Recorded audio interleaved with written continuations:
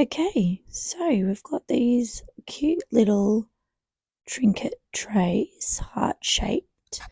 And what I always like to do when I've got a new something to paint on is I like to get a blank sheet of paper and trace around the shape, and then I can create some concepts on that shape.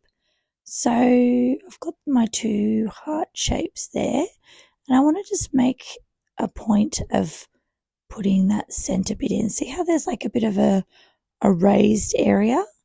Just going to really lightly put just a rough idea of where the smaller heart in there is. Because I don't see I'm doing a letter S because I'm obsessed with putting letter S's on things. So I don't want the letter S to go over like that little barrier. So that's why I've put it in there. Now I'm making it a serif. If you know anything about fonts, you'll know that there's serif fonts and sans serif. Serif means that it's got those little bits on the end of the S, little lines.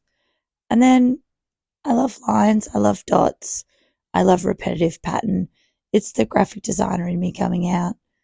So I think that would really look really cool with the fluoro colours as stripes in the background. So yeah, so that's one concept.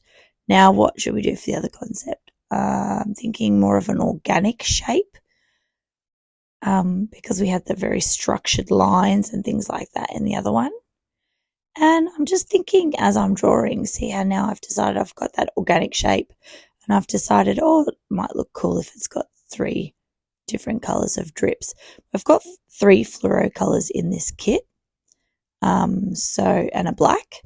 So I'm basing my designs on that. So these are my 2 concepts. I'm actually going to show you both of these. I did only do the one to start with, but then I just loved it so much I decided to do both of them. But I'm just shading this quickly just to see where the different colours are going to be. And yeah, I'm going to do this one first, I think. So I've drawn on with pencil. Now, if I was doing it again, I wouldn't draw on it with pencil because the fluoro colours are a little bit transparent. So some of these little pencil lines I can actually see even after 2 coats of the fluoro. So I might just draw, instead of using a pencil, next time I might just use the actual colour, the paint. I might just paint it on. I think that would be easier to cover if we needed to. So anyway, starting off with the bottom colour, which is the yellow. So the idea with starting off with the bottom colour is that the top colours can overlap. So I always like to start, whenever I'm doing a painting, I do like to start from whatever's in the background. So in this case, the yellow is on the bottom layer. So the other 2 layers are on top of it. So I try and start with the bottom layer. Sometimes though, when I'm doing a flat background colour, I leave that till after I've drawn the middle bit, or painted the middle bit, so that I can tidy up the edges. But yeah, generally I like to try and start with the bottom layer. If you think about your artwork in layers, think about what the piece that's furthest away from you would be the bottom layer. So just getting a lot of that sort of highlighter yellow fluoro colour in there. And I'm trying not to paint over where I'm going to have the little splotches because I think that they would have a better, stronger colour if they had just a white background. So I'm giving the brush a good wash now. Actually, I forgot to get water, so that's what I'm doing, getting water and paper towel. So give the brush a good wash and dab it off in the paper towel. Make sure that you get all the water off the handle of the brush as well, because it can drip down as you're painting and it can ruin your painting if it drips down. So I'm going over the yellow a little bit because I feel like I had more yellow than the other colours. So now I'm just adjusting it slightly. Sometimes when you draw your design on, or you plan out your design, you can alter it as you paint it, because you might find certain reasons to do that, like I've just explained with that one. So yeah, don't feel as though you're stuck with this is me trying to get over that grey lead colour. Don't feel as though you're stuck with the outlines that you started with. You can always adjust it as you paint. And don't forget, these colours can all acrylic paint can be dried and painted over if you think you would like to slightly change it. So keep going with the orange. That's looking good. So this is just one layer of fluoros. We're going to do another, once this dries, we're going to do another layer over the top to make it look even brighter. And of course, the fluoros in real life are much brighter than they are on the camera. I can never photograph or video the fluoro colours exactly how they are in real life. But yeah, these are real, like they're basically like a highlighter, really fluoro bright, which is cool because I love fluoro bright colours. So here I am, I've decided just to join up that first little blob. I think that's going to give it a better look and just cover that bit of yellow there. So using that flat brush, using both sides, just getting the paint distributed as best I can. And remember, we are going to do another layer. So if it's a bit patchy, that's okay. As I said earlier, this paint is quite transparent. So yeah, definitely needing the 2 layers of those. Good wash now. Make sure to get all that water off. Test that it hasn't got any colour. I quite often test it with my hand, to be honest. Okay, we're going in with a smaller brush now. So that's a small round brush that comes in the kit. So these 2 brushes come in this paint kit. If you don't have the kit and you're just painting from home, you want to paint this design on something at home, I'm using a flat brush or a straight brush, and I'm using a small round brush. The round brush I think is a size 1, possibly 2, and the flat brush is about a 4. Not that it really matters. You can sort of just see on the screen what size brush roughly it looks like. But I like to use a flat brush when I'm doing lots of colour, and it just gets the paint on nice and even. And I like to use a round brush when I'm doing sort of details and line work and things like that. So we're getting the pink on here on the top. So that's looking pretty good.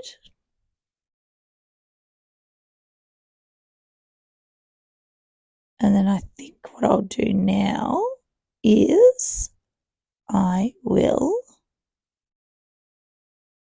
give it a dry. Oh no, I have to do the little paint blobs first. Forgot about that. So we want some little pink blobs blobbing down.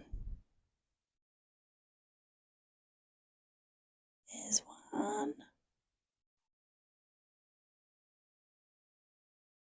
My voice is a bit funny at the moment because I've got hay fever. It's hay fever season here, and it is a bit annoying, but that's okay. Happens every year. Just means I lose my voice a little bit. It's a bit tricky in the classes with no voice, but we sort it out. Okay, so a couple of little drips there. And now after this, I want to give it a nice good dry, because I'm going to then use the black to do some outlining. Okay, so I dried the first layer with a hairdryer, just a normal everyday hairdryer, and now I'm doing a second coat of all the colours.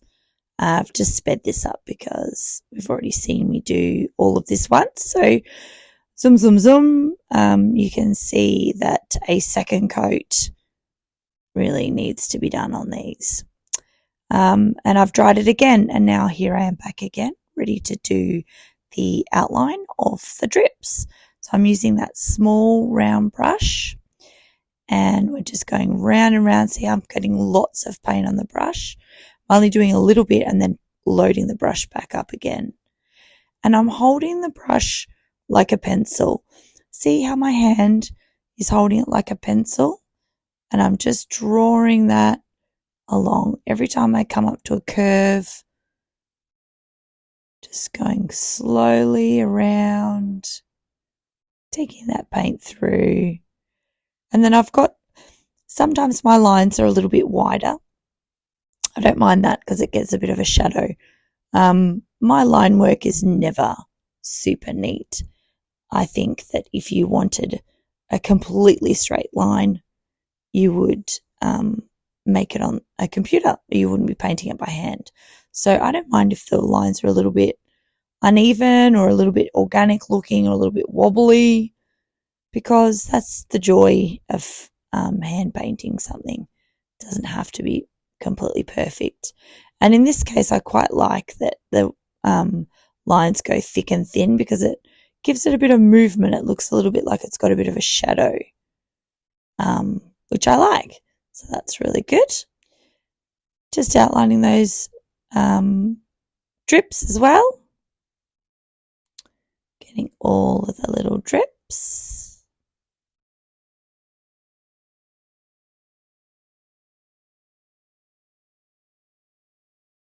That you can see that colour is really bright now, especially the yellow. The orange doesn't look quite as bright in this clip as it does in real life, but yeah, get a bit of an idea there. So that's looking really good. I'm getting the flat brush again now because I'm going to turn it over. Should have dried it first, but I didn't. Sometimes I forget to dry it. I get too excited about the next step. So probably a good idea to dry it before you put it down on the other side.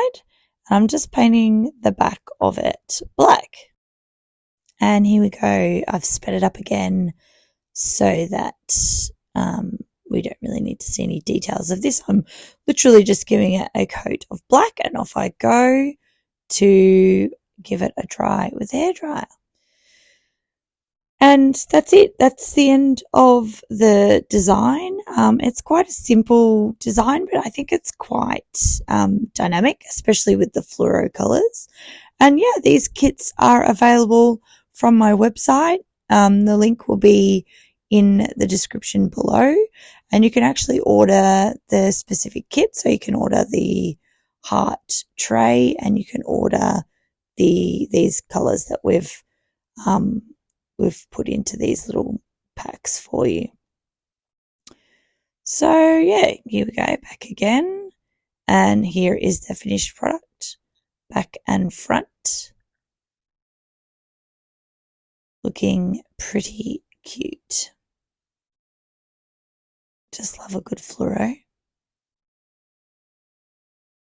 Absolutely love it. Didn't do a very good job washing that brush. Make sure you do a much better job washing the brushes than I did. So this is what you get.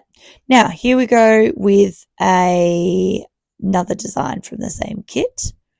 So you can see it's using the exact same colors as the previous one.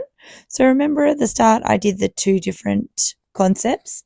The second concept was the stripes with the S in the foreground, S for Sarah. You can do any letter you like. I'm going to just go on with the lightest color, and I'm just doing a stripe just off the center, See how it's not directly where the middle of the heart is?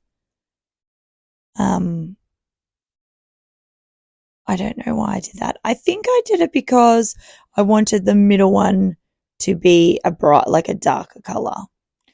So on we go, a couple of coats. And then we're going to measure just with our eye. We're going to measure 2 sort of sections. So we're going to have one there. This is going to be orange, that's going to be pink, and then another yellow. So you can measure it with a ruler if you want to. I never do. I just do it by eye. Yeah, we just want to make sure we can fit 2 other colours in between. So we'll do the same thing here. 1, 2, and then a yellow.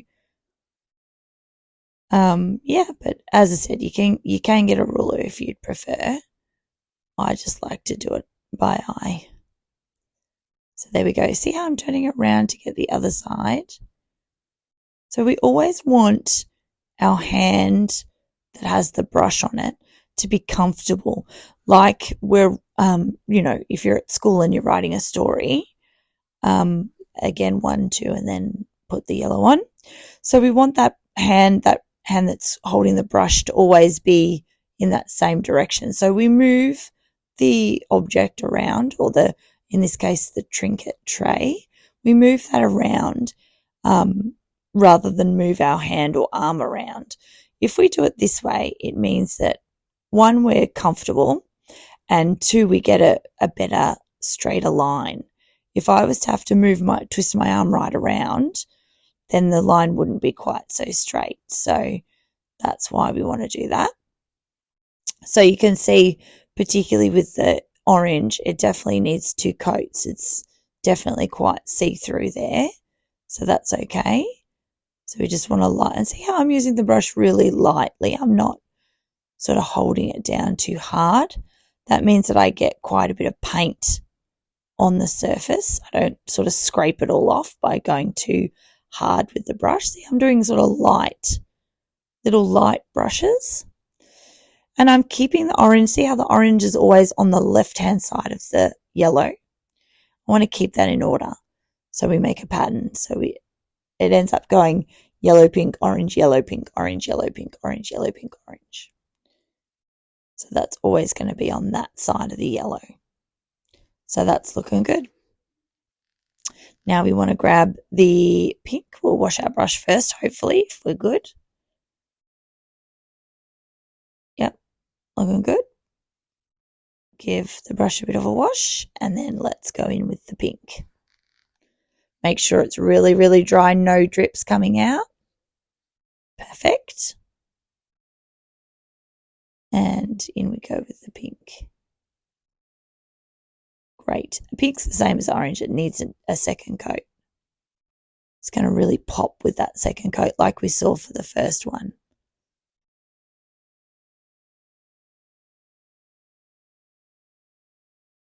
Okay.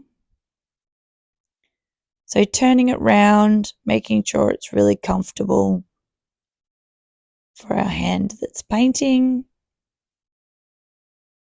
Using the side of the brush to get that edge if we need to. And you can use the smaller brush if you want to for that edge. But you can see already, mine aren't super straight. They're just straight-ish. Again, if we wanted straight lines, we would just print it off a computer, which that's good too, but that's not what we're doing today. So that's looking good. Now I'm going to try it and do another coat. So I'll just speed it up while I'm doing that so you can see what I'm up to. Okay, so we're going to watch the quick second coat. So we sped this up so we can get to the good bit. So you can see the colours are a lot more vibrant with that second coat on again. And the lines are a little bit wobbly. That's okay. We don't want them to be too straight because we've painted them by hand. So now we're going to go in and get our letter happening. So I've chosen S, obviously, S for Sarah. You might be making this for someone. You might be making it for yourself. Perhaps you don't want a letter on there. Maybe you want a smiley face. Whatever you like. I start by doing the top and the bottom. I do like a really light line of the letter first, and then I build it out. So I'm doing a serif font.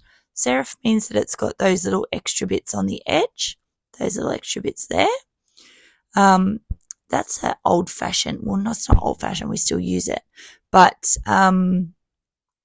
what we used to call, when they were doing typesetting, when they were doing the newspapers in the olden days, they would use a serif font or a sans serif. Sans meaning it doesn't have one. A bit of a history lesson as well. So this is a serif. You can do a sans serif if you want to, which means it doesn't have those bits on the end. But here I am just thickening up those curves. I am obsessed with fonts. I love fonts. As a graphic designer, I played with lots of different fonts.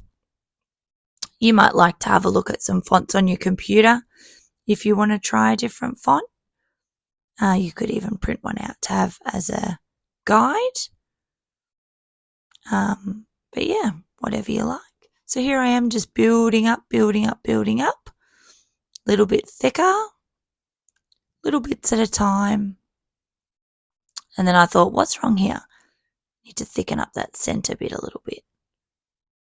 So I went in there, just little bits at a time, till we get that shape that we like.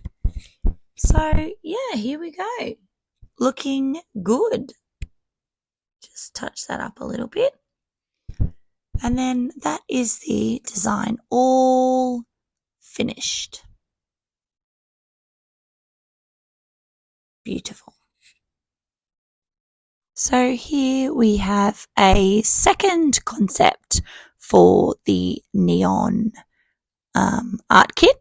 So you get these 3 fluoro colors and the black. You get the heart tray and trinket tray, and you get the 2 size brushes. And yeah, have a think about what concept you might like to do. Trace the heart at the start and have a little play.